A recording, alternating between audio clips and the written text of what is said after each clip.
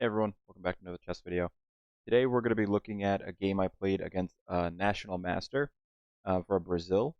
So the game is going to open with e4. Against e4, I try to play into the Sicilian, the accelerated dragon.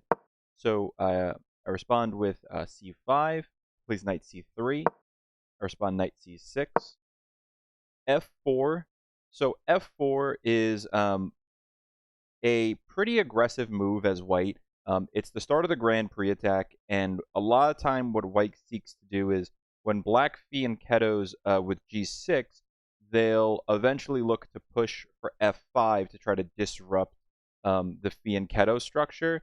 And a lot of times, white will bring this knight out, this bishop out, castle kingside, cycle the queen over to the king side, and then try to launch their pawns down the board. And it could be a pretty nasty attack, or it could be a pretty nasty opening as black if you don't kind of play solidly and you're not careful. A lot of times, even black will bring this bishop out here and look to trade off this knight. This knight is a pretty good defender of the center, and specifically of any pawn pushes in the center. It can kind of limit or discourage, pushing these two pawns. So if you're black and you're playing the Sicilian and you see white open up with the Grand Prix, you just want to think to yourself to play solidly, and you probably want to hold off on fianchettoing. Not that you can't, not that it's not a playable opening, but it just makes it a lot more difficult to play because you're kind of playing into white's plan for pushing G5 eventually. And they're going to look to get pretty quick development, castle, swing their queen around, and just launch their pawns at you. So just be aware that that's typical ideas for white in the Grand Prix attack. This game continues with e6. Because I know that typically they want to push g6 and fight against the fianchetto, if black does fianchetto, I typically look to plant my knight on f6, supported by my bishop, and try to launch a pawn, my d4 pawn to the center, or my d pawn to the center. And a lot of times, if black starts setting up like this, white will bring this bishop out here, looking to trade it off. You just want to be careful about damaging your pawn structure unnecessarily. So if you see white bring their bishop out here, it would be a good idea to either defend with your bishop, or break up the pin with your bishop, or move the queen here to try to recapture with the queen, because you kind of want to keep these pawns from doubling if you can help it. It just creates a lot of weaknesses later that can be exploited on the queen side, and it makes it a bit hard to defend your center if you have doubled pawns on the c file. So white plays f3. I play d6. Not ready to play d5 just yet. I want to develop some pieces, get this bishop ready to block any type of a pin that I'm anticipating is coming, and then eventually push d5. A lot of times when you look to push d5 in this structure, white will look to kind of close the position with e5. And in that position, this knight, if you bring it to f6, is going to want to typically hop to g4. It seems a little bit kind of counterintuitive because bringing, there's the phrase, knights on the rim are grim, and you typically don't bring your knight there. And well, we could see later that the knight can get kind of pushed around pretty easy, but if you know what to expect, it's not a losing position or a worse position by any means. It's just a bit different than you would typically play for normal, solid, developing moves. So we continue in the game.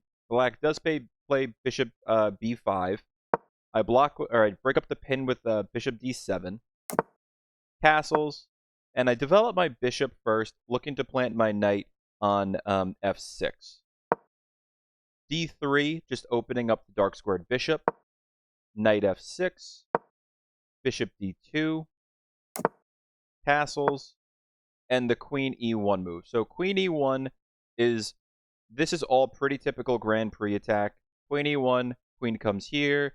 A lot of times this knight will look to circle this way, or even times the queen can come here. Normally not when the bishop is kind of looking on this diagonal, but this knight can come here. This knight might circle around, ready to kind of hop in at a moment's notice, and it could just be a pretty quick attack if you're not prepared for it. I go rook e8. The reason I went rook e8, it might not be the best move, but my thinking was I want to be able to prepare to bring this bishop back to defend g7. What you'll notice is that black only developed his dark squared bishop to d2. So sometimes you'll see as this knight cycles away and kind of tries to maneuver itself over to the king side, this bishop will slide here and have a pretty nasty look at this diagonal. You might also find that as white looks to push f5 and trade off here, this bishop can come here with this queen on g3, looking for a quick mate. So you just have to be aware of that. So I'm looking to just kind of always have this in my back pocket. That is not the best move. I think it might be actually a mistake later in the game when I play it, but it was what I was thinking during the game of let me just kind of slide this rook and have this bishop be able to come back so I don't have to think about it. Another thing you have to keep in mind is that as white pushes the f-pawn, typically you don't want to push the f-pawn in front of your king just because it's so weakening. But for the Grand Prix attack, it works out really well because then this rook can open up and get in the attack pretty easily. So white has a lot of pretty dynamic attacking ideas that is black. If you're not if you're not prepared for it, you're not expecting it, you're not playing solidly, then you can get blown off the board pretty quickly. So we continue. Queen g3. These are all just kind of typical developing moves in the Grand Prix attack. Nothing that I wasn't expecting. You can kind of see we both only used about 30 seconds of our time, and we're on move 10. So we're just kind of like, playing opening moves that we know are good moves for this opening. I preemptively played bishop f8, and looking back, what I was thinking was he's probably going to go here and do, a quick there, or maybe here, trade, there, and then I got to evacuate my knight, and then there. So I was trying to preemptively go and protect that pawn, but, it's a mistake because he can still push e5, and you can see it's a bit hard for black because you have to push your f-pawn to try to prevent this knight from coming in. What's going to happen is he could take en passant, and you end up trading, and there, and the bishop can get on that diagonal instead of coming here, and it's not the end of the world. It's just a very awkward position to play as black. So it's entirely doable. It's just awkward, and it's a bit worse. It's worse. So white is +1 right now. What would have been better, I think it was knight d4, was it? Yeah, knight d4. So here, looking to trade off that knight, because that knight can hop here and get an attack going pretty quickly. So getting that knight out of the way is a good idea. This bishop trade is perfectly fine. You might also want to just kind of, not there, but this bishop trade is fine, and it's a completely playable position. In the Grand Prix, a good idea can be trying to trade off and simplify the position early, because the less pieces that white has, the harder of a time an attack the harder of a time is going to have to make an attack.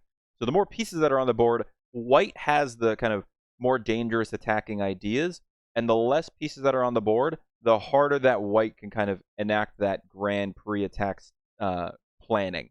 So simplifying and trying to kind of jump to the middle game or convert to a middle game can be a good idea for black, because it can kind of really mute any attacking plans that white has. He plays queen h4, so this kind of gives up the advantage. We saw e5 was the best move for black, just kind of starting to break open the center and launch an attack and break up my king side. Queen h4 is a miss because it just reverts it back to an even position from a winning position. And you're going to see that, let me go, not there, queen h4. So you're going to see that I start looking to trade off pieces because I don't want this knight coming here.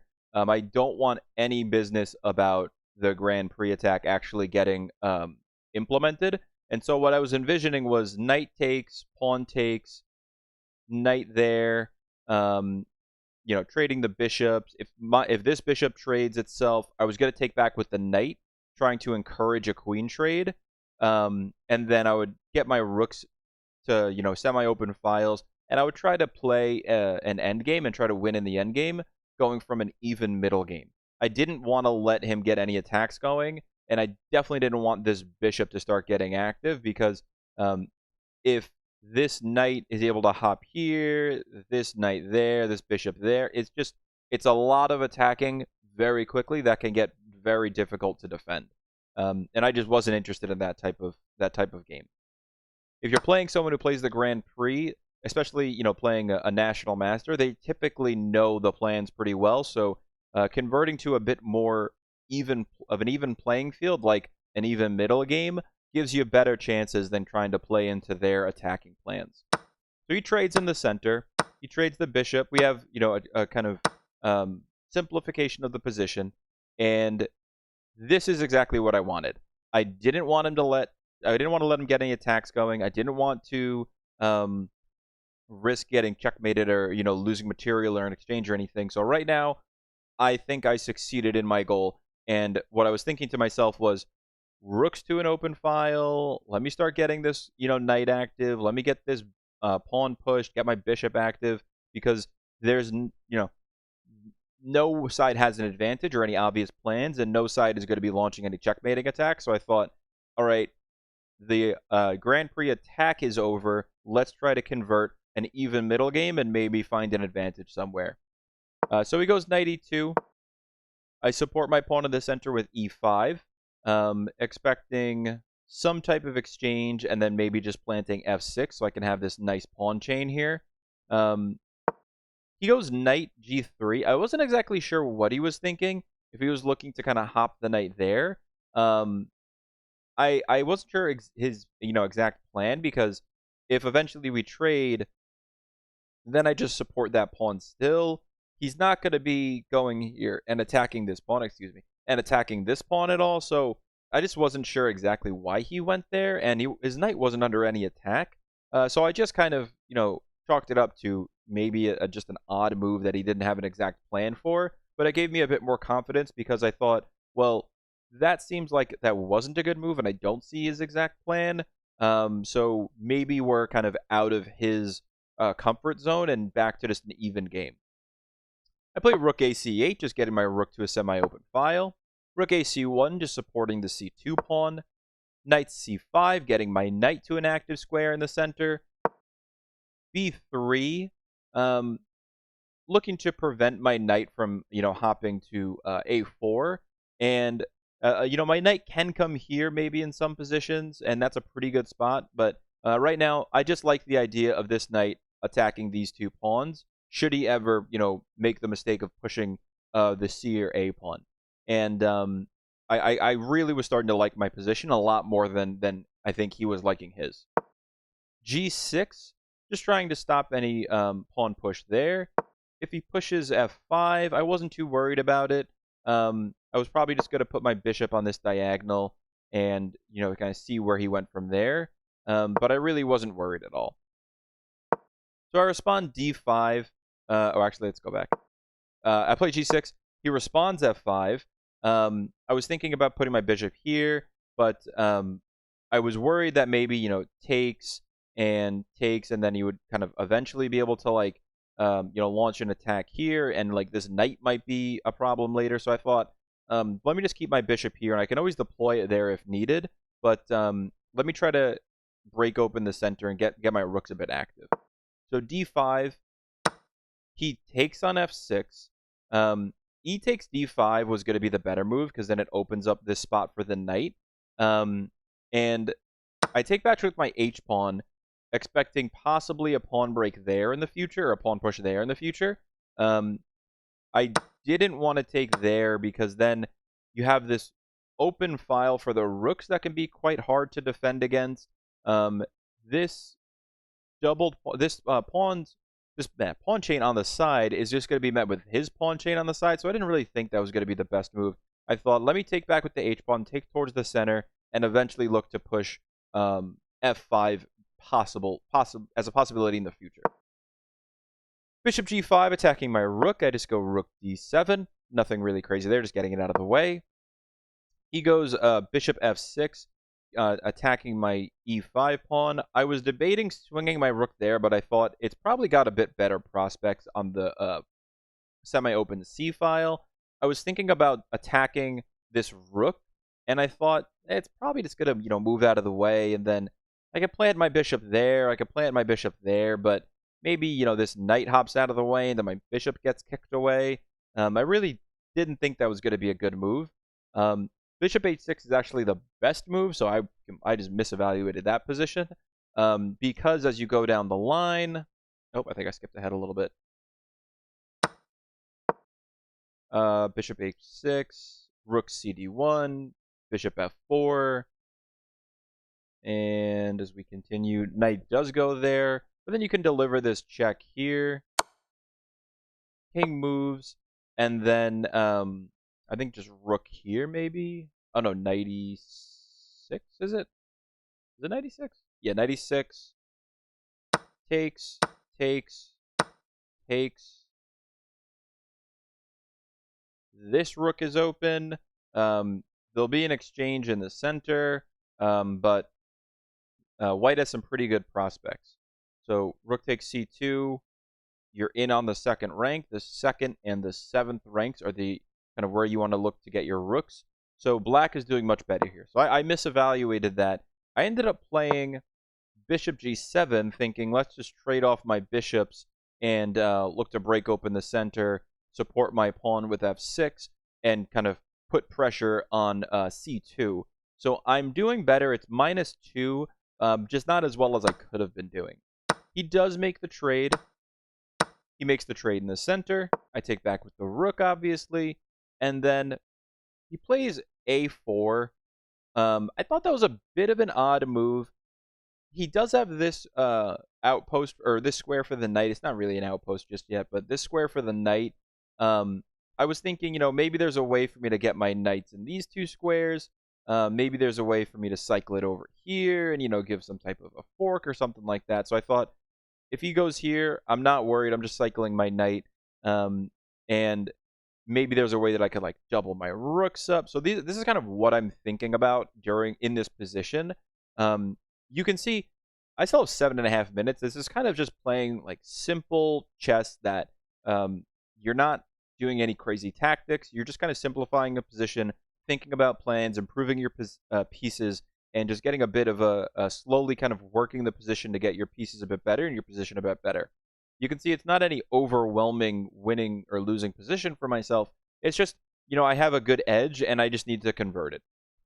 So I thought to myself, those are my options.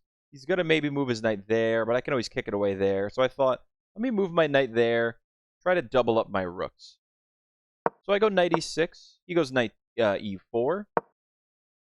I swing my knight to knight f4, thinking maybe I have a fork now that this knight is off g3, and knowing that he's not going to kick me away without making a move in between. So he has to maybe move his rook here and lose the pawn, move his rook here. But then if he goes here, I'm really not too worried. I just bring my knight back, kick his knight away, and I'm doing okay. He goes rook f2. I did not even consider this move at all. And as soon as I saw it, just immediate alarm bells went off in my head that there's no possible way that's a good move. I didn't even calculate anything, but I just thought there has to be something here. There's no way that was a good move. So anytime you disconnect the rooks, your opponent disconnects the rooks, you have to think to yourself, how can I exploit this? Can I attack one? Can I fork them? Can I pin them? What can I do? Because rooks that are separated, that they're not stacked, they're not on the same rank or file, are extremely vulnerable. Rooks are worth 5 pieces, but they're worth so much because they can coordinate and protect each other. When they're not protecting each other, they are extremely vulnerable pieces, and not nearly as strong as their 5 points of material would suggest. So I take a look at the position. I think to myself, well, my original E2 fork is gone, but maybe there's something else. And I see an undefended rook. I see this pawn. They're both looking at this pawn, but I think, well, I'm not just going to slide my rook here and look to attack. That doesn't make any sense. I notice they're on forkable squares. This knight could fork if the D3 square wasn't protected, but even still, it can actually sacrifice itself because you win the rook. You can take, and even if, the slide's there, you're still winning the exchange. So I instantly knew this couldn't have been a good move, but then it took a little bit of, kind of double checking and calculating to make sure that that was actually a winning tactic. And there wasn't any other shenanigans that would be kind of coming in to spoil the fun. So I did see, knight there, but I just moved my rook there, and everything still kind of, is hunky-dory. Everything still works out. So I played knight d3. Black is now -5. In an endgame like this, where there's only a couple pieces on the board and some pawns, losing an exchange, especially a rook, is pretty devastating. That can be kind of the end of the game right there. He plays c4, trying to get some type of counterattack going on my rook. I initially considered taking on d3. He takes back with the knight. I thought, maybe I take there. King takes. And then I double stack. I thought takes. That doesn't work out. I think I'm better, but I don't like that. Takes. But then, I'm better, but it's kind of hard. So I thought, when he played that, let me just bring my rook back. Just play simple chess. I don't need to calculate that much. I just need to play simple chess. This knight's getting kicked out in 2 seconds. He's not going anywhere. Both rooks are still under attack. So if you're in a winning position like this, and they're trying to get counterplay going, you can try to, play a bit more defensively and pull back your position, but you have to be careful about that counterplay that gets started, kind of launching and turning the tides for an attack, in and of itself. But here, there's just not enough pieces. There's not enough attacking kind of force going down the board. So I thought, I'll just pull my rook back. I'm not afraid of getting attacked. He goes there. Maybe I just go here. I'm really not worried. He's losing one of these rooks. He's losing the exchange for something, and there's nothing he can do to kind of prevent that. So I thought, I'm not getting involved with any of that calculating. Let me just take a rook. So he defends with rook fc1. I take, and I start pushing d3. This knight is going to be pretty hard to defend, and I can kick it out pretty easily. I thought, I'm going to be 2 squares away from queening, and I don't think there's really much he can do about it. So I thought, I have a passed pawn. Let me start pushing it. d3. He responds rook d2. I kick the knight out. Knight c3. As soon as he made that move, I thought, I might have made a mistake. He's going to be able to pop his knight there and disconnect from my pawn, and I have to play this, and I have a really nice pawn chain, but it's going to take a little bit of kind of maneuvering to get my king up there. Maybe this isn't, as good as I would have hoped, even though I knew I was still winning. So I play e4. I just support that pawn in the center, anticipating knight d5. He goes king f2. I bring my king in. G3. I think just trying to discourage my king from coming this way, discourage this pawn push. If his king ever comes here, king e5, knight here, and I thought to myself, that's not as scary as I thought it was, because I can just take. I can just take it, and then I have this beautiful pawn chain in the center. This rook is coming here to try to force the trade, and I don't have to be afraid of this knight in the center. I'm taking it. So I take it. I bring my king a little closer, and you can see he actually resigned on the next move because there's just no stopping this. If this pawn ever goes down, I'm just taking it. I'm just moving my rook and capturing it. Otherwise, I'm coming here in 2 seconds. I'm forking your king and rook. if you bring your king up here, I'm still going there, and you can see it's -9. Black is completely winning.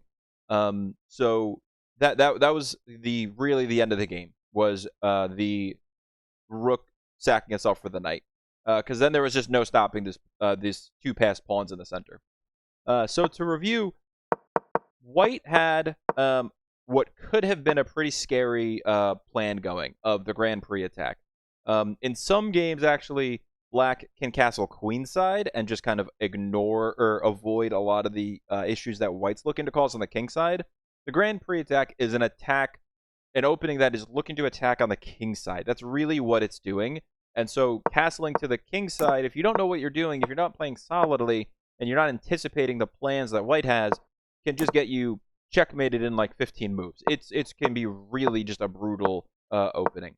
But the my kind of saving grace was playing solidly in the opening, getting to a point that I can try to force some trades, get pieces off the board to an even end game, so kind of taking the wind out of the sails of the Grand Prix attack, and then just slowly improving my position, slowly improving my pieces, thinking about some tactics, some ideas, getting my pieces to a bit more active squares, a little more pieces off the board, and slowly but surely taking advantage of this poor pawn structure, this poorly placed knight that can just get kicked away, and what eventually is a blunder, a just straight tactical blunder. So you can see, playing a national master, he's an extremely, highly skilled opponent.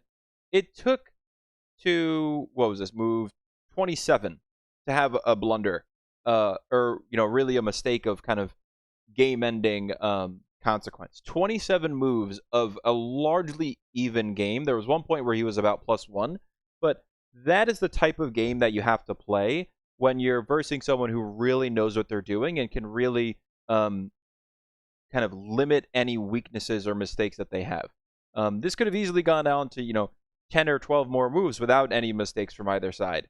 And you just have to, if you want to try to reach that next level of your play, you need to be thinking about playing solidly and playing safe chess and keeping a sharp eye out for mistakes that your opponent makes. Because everyone's going to make mistakes, but when you're 800, 1,000, 1,200, the mistakes are probably going to come on move 10, 15, and as you get higher, it's going to come later and later in the game, and the winner is going to be decided by basically who cracks first, who's going to make the mistake first, and that might just be losing a pawn, that might be losing an exchange, it might be losing a full piece, and that's kind of how you need to be thinking is, I'm improving my position, improving my pieces, I'm playing solidly, I'm anticipating what my opponent's going to be doing, and I'm looking to pounce whenever he makes a mistake.